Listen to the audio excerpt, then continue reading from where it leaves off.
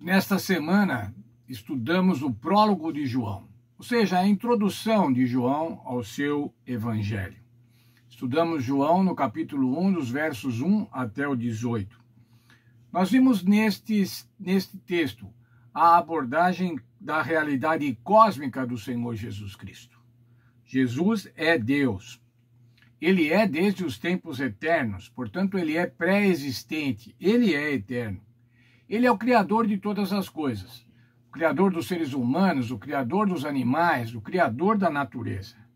E ele é que dá a vida e ele é que dá a luz. Portanto, ele é também o mantenedor de todas as coisas. Mas ainda vimos que este Deus Filho, o Senhor Jesus Cristo, a palavra, o verbo, tornou-se um de nós, demonstrando o amor às suas criaturas, demonstrando perante as suas criaturas, perante o universo, o seu amor, a sua graça, a sua glória. Nos primeiros 4 versos de João, nós vemos o seguinte, as seguintes verdades. No princípio era o Verbo, o Senhor Jesus, a palavra criadora, a ação criadora, o poder criador do Senhor Jesus Cristo desde o princípio. O Verbo estava com Deus. Portanto, irmãos, o que João está afirmando aqui é que o Senhor Jesus é coeterno. Ele estava com Deus desde o princípio. Mas ainda ele continua, o Verbo era Deus. Não somente estava com Deus como um companheiro de Deus, mas ele era Deus, era juntamente com Deus, ele também era Deus. Ainda ele afirma que todas as coisas foram criadas por ele, e diz assim, nada do que foi feito, se não foi feito tudo por conta do Senhor Jesus. A vida estava nele. Portanto, o Senhor Deus Filho, Jesus Cristo, é o autor da vida. E a vida era a luz dos homens. Portanto, irmãos, a afirmação de João no seu prólogo, na sua introdução, é que o Senhor Jesus Cristo é Deus.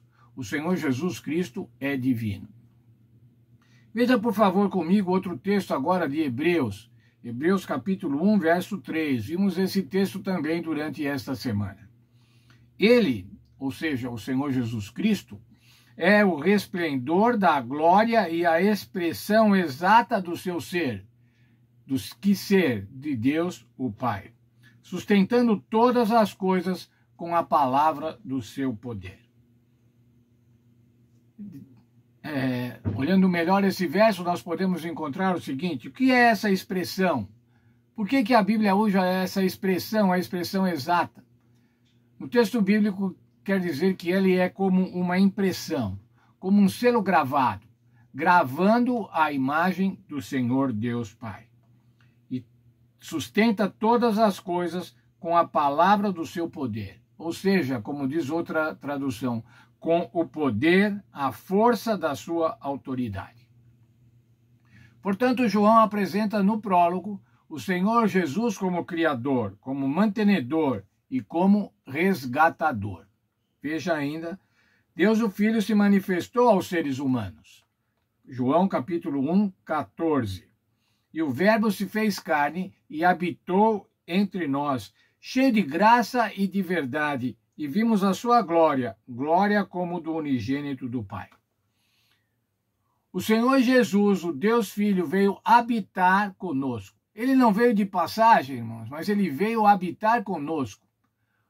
O termo habitar deste verso tem o sentido de armou a sua tenda, estabeleceu-se aqui para nos mostrar a glória do Pai. A glória do Filho era como a glória do unigênito do Pai. Ainda, irmãos, para concluir o estudo de hoje, e vamos estudar o Evangelho de João ao longo deste trimestre, e vai ser muito bom. Mas veja o verso áureo da Bíblia, João 3,16, a afirmação do Senhor Jesus Cristo.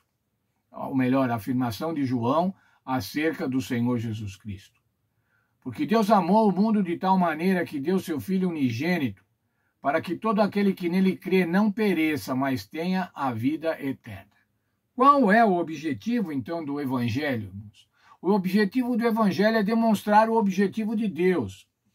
E qual é o objetivo de Deus? É salvar as pessoas, dar a vida eterna às pessoas, através do Senhor Jesus Cristo. Deus amou, isso é um produto de amor. Há outro verso na Bíblia que diz que Deus nos amou quando nós ainda éramos pecadores, como nós não merecíamos.